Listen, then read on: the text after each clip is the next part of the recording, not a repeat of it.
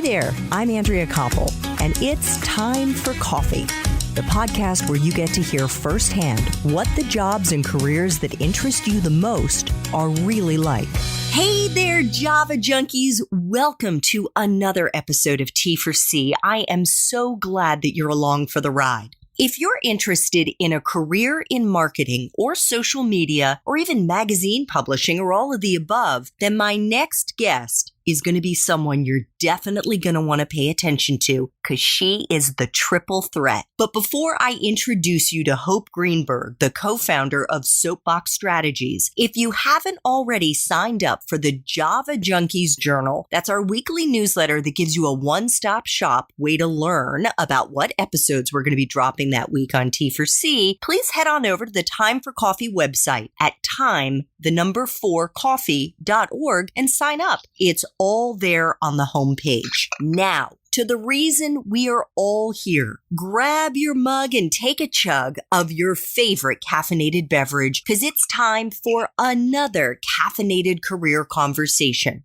And my guest is Hope Greenberg, the co-founder at Soapbox Strategies, where Hope's passion for creatively fusing content and commerce in the publishing world is generating branded content that fuels customer interaction, loyalty, and ROI. Hope spent the first chapter of her career working at fashion magazines like Mirabella and Lucky before eventually moving into content marketing for other brands like Kate Spade, Kenneth Cole, Joe Fresh, Target, and Banana Republic.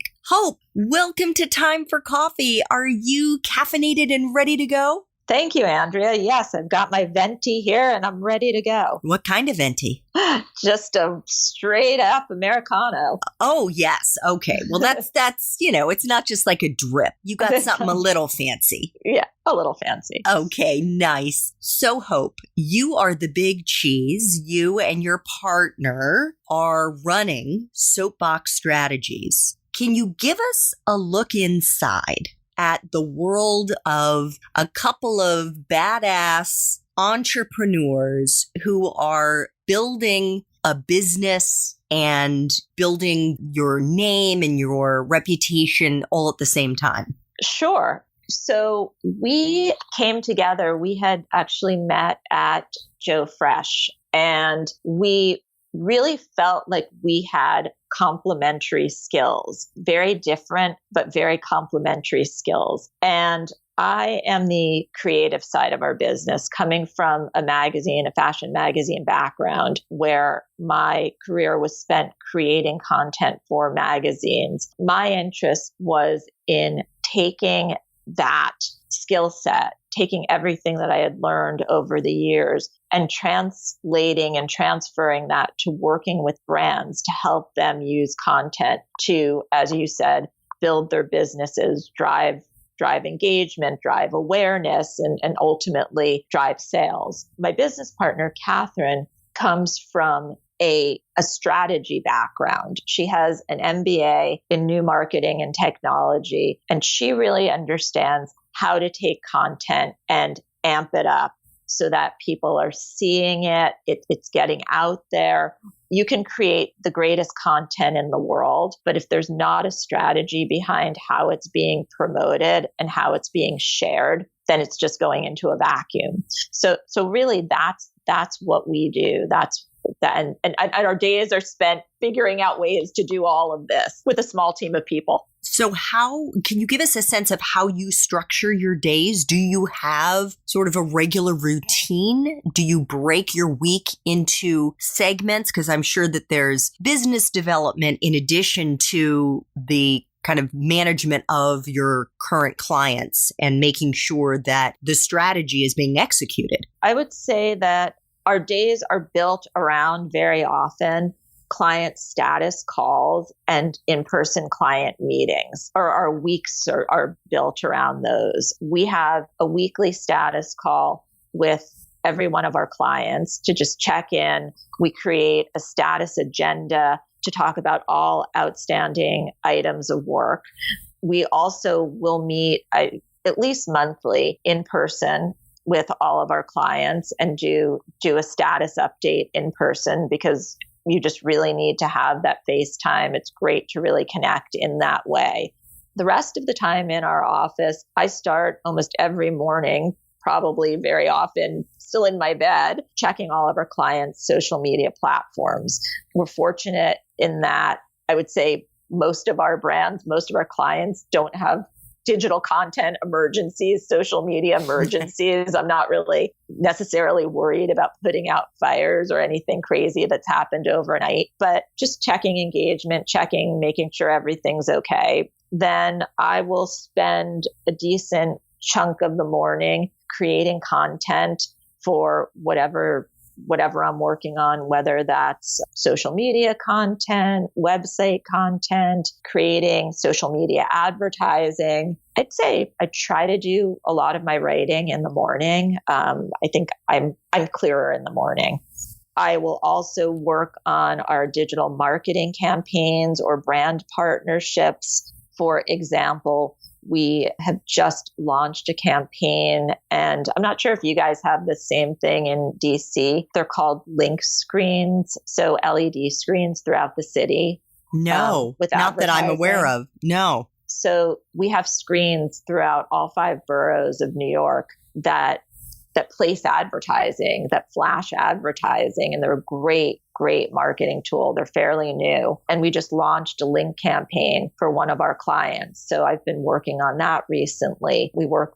That client works with one of the top creative agencies, graphic design agencies probably in the world. So we're lucky to have the creative assets from that group.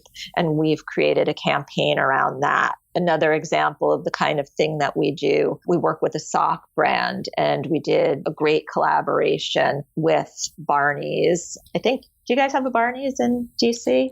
I think there was a Barney's co-op, but right. Not a Barney's to my knowledge. Barney's is, for any Java junkie who doesn't know, Barney's is a great, very high-end retailer that started out in New York City. There are other Barney's around the country now. But we did a partnership for this sock brand with the Art Production Fund, which is a not-for-profit group that helps promote public art, and Barney's. And we got 4 really well-known artists to create a sock gift box, to design socks for the brand. And then part of the proceeds from the sock gift boxes go to the Art Production Fund. So just a couple of examples of the kinds of things that we do. And then there are nights occasionally, and certainly days and weekends, where we have client events. One of our clients is a big shopping property in downtown Brooklyn, and we do tons of events for them. So a lot of our weekends are filled with going to events and posting content and covering these events on social media. So Hope, as you're talking, I'm thinking about the fact that when you and I were in school, this whole aspect of marketing did not even exist. It did not exist. How did you learn it to the degree that you have now come out of the publishing world? And I recognize that Lucky was an online magazine as well. But how did you take your kind of bricks and mortar experience and complement it with this new media, new knowledge of the digital world? That's a great question. So you're right. Lucky wasn't an online magazine per se, but we were, I think, one of the first Condé Nast magazines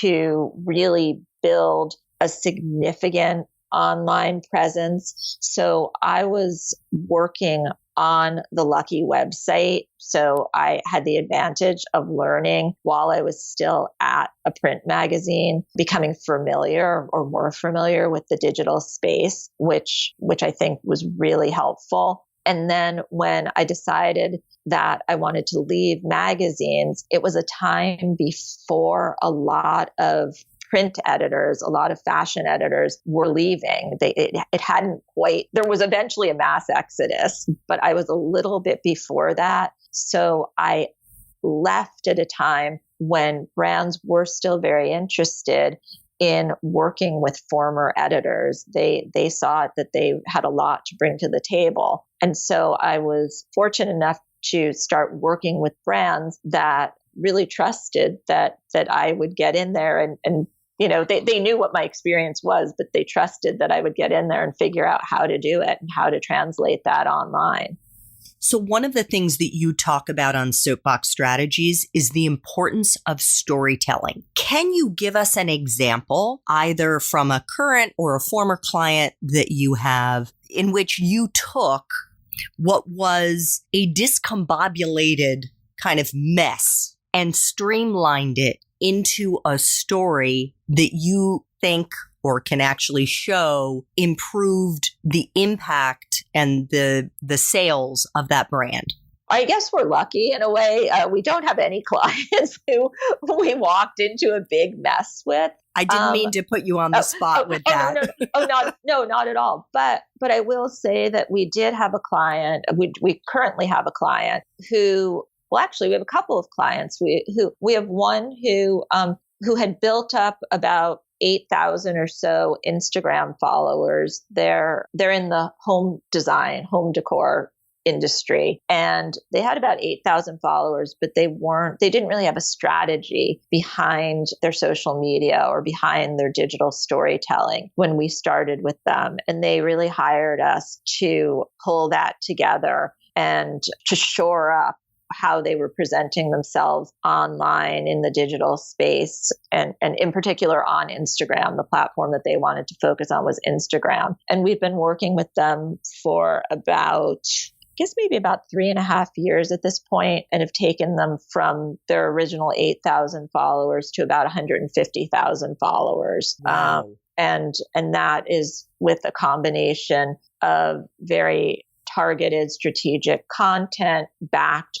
by some social media advertising, an email strategy, just really a full 360 strategy for all of their digital touch points. Now, I know that you would say, I'm not saying that's the case with this client, that just looking at the numbers, that does not necessarily equate with sales, right? But that's true. But having said that, how did you develop the narrative? How did you decide what would set this brand apart in a way that was going to translate into sales? And I'll answer that question in two parts. Part one is, you're right that the numbers don't tell a sales story. However, the really cool thing about digital media and social media, which is different from the print industry that I came from in the first part of my career, is that everything is measurable. So clients can see exactly what's happening. We can tell you how many people are going from an Instagram ad to your website, and then you can measure the sales from there. And you can measure the click-throughs. So you're measuring awareness, you're measuring traffic. You see it all. So that's one part of it. And the second part of how did we create the brand narrative and how did we create the story? This client is a very high-end luxury brand, and we really came at it from who are we talking to? There is, we have the demographics of the consumer, and the consumer is a high-end luxury homeowner, but they also have a lot, at least 50% of their customers are trade. So meaning interior designers, builders, architects. So we really needed to look at who we were talking to and then figure out a brand voice that really would capture and imagery that would really capture the interest and the engagement of those two segments. Got it. So one of the things I want to ask you about, Hope, before we get into when you were a Java junkie at Georgetown University, is how you and other Java junkies, as they decide maybe they've started in one line of work and they want to move into another, how they can flip the narrative on their careers. In your case, you switched from fashion magazine publishing to digital media. How did you do that? There's a point at which, and I'll even go back before that, which is I was interested when I started my career in magazine publishing. I was on the business side. I was doing something creative on the business side, but I was a merchandising editor, and I was the person who traveled around the country. I don't even think this exists anymore. I know this job doesn't exist anymore, but I traveled around the country and put together and commentated fashion shows and fashion seminars at retailers, so in department stores and in boutiques. And this was considered an added value for advertising, for these different retailers advertising. They would send me out and I would do these events. And I loved it. It was great. But I really wanted to get into the editorial side. I wanted to be responsible for what was on the pages of magazines. And for some reason, even though it seemed logical that I was styling a fashion show so I could style a magazine story, I just was having a really hard time making the transition. And I went from being the director of a department, I was the merchandising director at Mirabella, to going all the way back. I left and decided to become a freelance stylist. And that involved me going back and being an assistant. So I went from being the director of a department to assisting freelance stylists. And, I had to be willing to live for a year or two until I started even getting close to what my salary had been. I had to really be willing to live in a very scrappy way to be able to afford to do that kind of thing. But I knew exactly what I wanted to do. That was really my passion. And I made that decision to go all the way back to the beginning because I thought that would get me to where I wanted to be. And it paid off because then I ended up having a very reasonably successful career as a freelance stylist. And then from there, just when I thought that was going really well, I got a call to go back to Condé Nast as an editor. So it all worked. So you need to be able to do what the Chinese call eating bitterness. Yeah, I think so. I mean, the transition from magazines to digital media, digital marketing was not that same, big leap back to go forward, fortunately. But I would say that it can happen. You may really need to do that. And whatever it takes, if that's your passion, figure out what you need to do to be able to get the experience that you need to propel that new career. Absolutely. That is such great advice. So Hope, I'd like to flash back to when you were at Georgetown as an undergrad. Can you tell us what your major was and what you were going to do with that degree when you graduated? Did you know? I can tell you that I was a marketing major and I did not have any intention of doing anything in the marketing field. I was, as you and I discussed briefly, my father thought that a business degree would be a great idea, that it would be very applicable to any industry that I wanted to go into. And it's not necessarily something that I would have chosen left to my own devices, but I thought that I was potentially interested in going to work for a department store in a management training program and working my way through one of the management training programs. Or I thought I was interested in going to law school. So that was the plan. Marketing did not necessarily factor into that, but ultimately it has served me incredibly well. And there are absolutely many things that I flash back to almost daily that I did learn in my undergraduate business classes that really served me well in what I'm doing now, and even served me well when I was working in magazines. Fantastic. So what was your first job when you graduated and how did you get it? So my first job was at Harper's Bazaar, and I met somebody. I hosted a bridal shower for a friend of mine, and a friend of hers who I had never met before came to the shower, and she was working at Harper's Bazaar. She was an assistant in the merchandising department, which I just described, and she was leaving to go to Sassy magazine, which became this cult phenomenon. And the job was about to be open, and she asked me, and I was just starting to look for a job, and she asked if I would be interested in talking to them. And that was how I got my first job. I love it. Through relationships, right? Through relationships. That said, I understand now that it is a lot harder to get a job than it was back then. But certainly the networking, the relationships, and you never know who or where, who will have or where you'll be when somebody, is able to present an opportunity to you.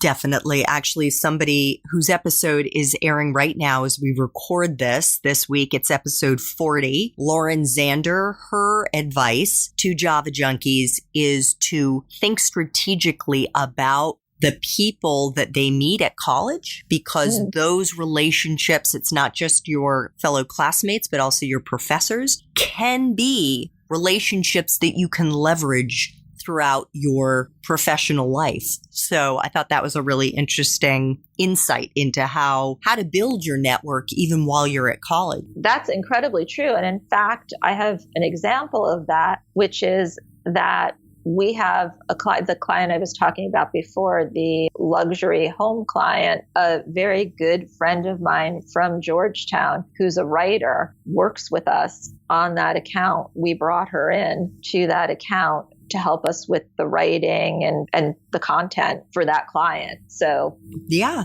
There you go. Absolutely. So Hope, were there any extracurriculars that you were involved in while you were at Georgetown, whether it's clubs, sororities, internships, or other activities outside of classes that in hindsight you look at and say, oh my gosh, I was really learning skills that are useful or have been useful to me over the course of my professional life? Yes, so much. And I would say that now, and I'll get into what they were in 1 second, but just backing it up a little bit, I think now internships are even more targeted and interns are doing more real work, because as companies have gotten smaller, and certainly at our company, this is true, as much as we think an intern can take on, that's how much we're going to give them. So interns now are really learning the ins and the outs of the business, at least in this field and at least in small companies. But for me, going even as far back as I was a high school yearbook editor, and you would be shocked at how that really has served me well. Just writing, journalism, layouts, things that really were sort of applicable throughout my entire career. And then in college, more specifically, Georgetown used to have a student fashion show every year. So I worked on the student fashion show, and that was literally what my career became. That is so cool. Yeah, I also had an internship at a market research firm. They did qualitative market research, and I worked on focus groups. So I would cold call people and ask them if they would be part of the focus group, and then help run the focus groups at night. And just that idea of it was terrifying to me in the beginning, having to just pick up the phone and cold call people. But that serves you well, or served me well throughout my entire life and my career, not being afraid to just pick up the phone, give your pitch, give it concisely, see what happens, and convince somebody to do something, really craft your pitch to be able to convince somebody to come and be part of a focus group. And then what else? I worked at DC Superior Court. It was one of the first dispute, or I think it was the second dispute resolution program in the country, before there was, obviously a big push towards solving disputes without litigation. And I did research into the first program, which I think was in California somewhere, and then also did intake interviews with people who potentially wanted to resolve their conflicts in this way. And that was great for really learning how to listen to somebody and write really fast and, develop an ear for the details, which I think has served me really well. And then I also worked at an art gallery in DuPont Circle. And there I schlepped. I just dragged paintings up and down a spiral staircase. My God. And that just taught me the value of be willing to do anything, because in your career, you will be asked to do things that you think, maybe are not so glamorous and are not what you signed on for, but it's all part of it.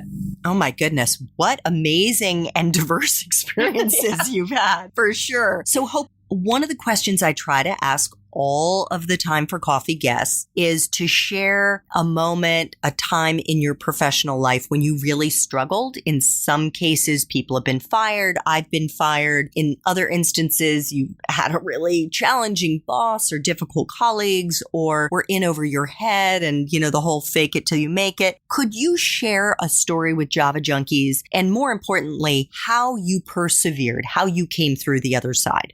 Yes. And it's actually sort of recently, in the past 2 years, we had a client. One of the things that we billed ourselves as being able to do was create a website. And we had a client who is fortunately still currently our client, who wanted a total website redesign. And it was really the first time in our business that we were going from the ground up, not just refreshing somebody's website, which we had done, but really starting all over. And I don't think that I realized what that entailed exactly. And we really, really got into a hole. And essentially, we hired a website designer to work with us and put this whole thing together. And the client, it wasn't good. I mean, the client didn't like it, and it was not good.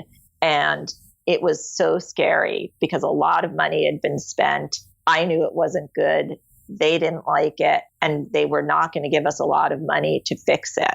We had to fix it, but without them spending a lot more money. And it was, I think it produced the most anxiety of almost any moment in my career. I really, really, really was nervous, beyond nervous, terrified. And mostly I was terrified because I didn't think that I had the ability to fix it. I didn't think that I knew how to make it right. And all of these self-doubts just started creeping in. And it kind of took everyone around me, including the person who designed it, who said, we can fix this. We know how to fix this. We may lose some money doing it, but we know how to fix it. We know how to make it right. And my business partner, who wasn't exactly involved in the process, it was really more my project, saying, think through this, step away from it, make a list, figure this out, be strategic. And my husband saying, don't panic. And we did. And the site's, it's fantastic. It's great. It turned out, but it was that absolute abject terror of thinking, I don't know how to fix this. And I think the lesson in that for Java junkies is to trust yourself. You have to push yourself. And my first impulse was, and because I'm this kind of person, I'm kind of risk averse and I hate that feeling of feeling like I can't do something. My first impulse was, I'll never do this again. I'm never going to take on a project like this again. I don't know how to do it. But that's the wrong attitude. Your attitude needs to be, you've got to challenge yourself. You've got to say yes to things that are outside of your comfort zone. You may fail at first. You may ultimately fail, but you've got to go through this. You're not going to build your career, and you're not going to build yourself personally if you don't take on these challenges. Oh, thank you so much for sharing that. That must have been an incredibly frustrating, angst-producing period, but I totally agree with you.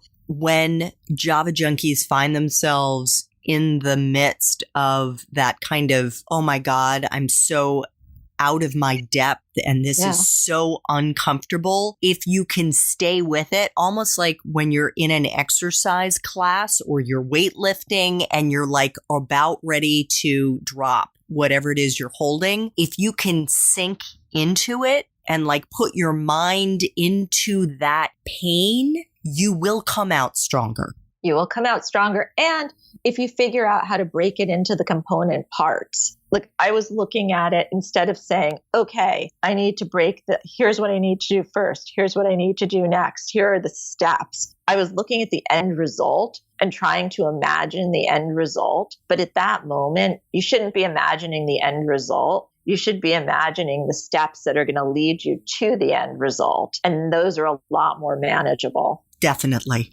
Okay, final time for coffee question, Hope. If you could go back to Georgetown and do the college thing all over again, but based on the wisdom that you have now, what advice would you give yourself? That's a tough question because I think that I may have chosen, if I felt like I had the freedom to do it, I may have chosen a different major. But I think that my major ultimately served me really well. So I don't know that I would have changed anything about that. But I think what I did, knowing that I wasn't fully committed to that being my major, was take a lot of other classes in the things that I was interested in. And that, I just think that's really important. If you want to be a specialist at some point, you will probably end up going to graduate school. So I think that your undergraduate education is the time to really learn about the things that you feel passionate about and really learn about and explore the things that you just want to know more about and not worry so much about what career path it's leading you to. Because ultimately, unless you're going to be a doctor, or unless you're going to be a lawyer, or I give even more specifically, unless you're going to be a doctor and then you really need certain classes, there aren't that many fields where you have to follow such a prescribed curriculum. I think being an undergrad, it's a time for exploration because you're never going to have that again. I actually can add one thing to that, Hope, because my next interview is with a woman who is now a doctor, and her undergraduate degree was in English. Oh, there you go. So there you go. I think what you have just laid out there is such fantastic advice to follow your interests, follow what makes you happy, and what are you good at? Yes. Play to your strengths. Hope, I want to say a huge time for coffee. Thanks for making time for coffee with me and the Java Junkie community. I wish you continued success at Soapbox Strategies, and just thank you so much for sharing your special sauce with us. Thank you so much. I was so glad to talk to everybody. Thanks so much for listening to Time for Coffee, where the professionals in the jobs that most interest you always have time to grab coffee 24/7, no matter where you live. I have one quick favor to ask you. Remember to rate, review, and subscribe to Time for Coffee. Thanks so much.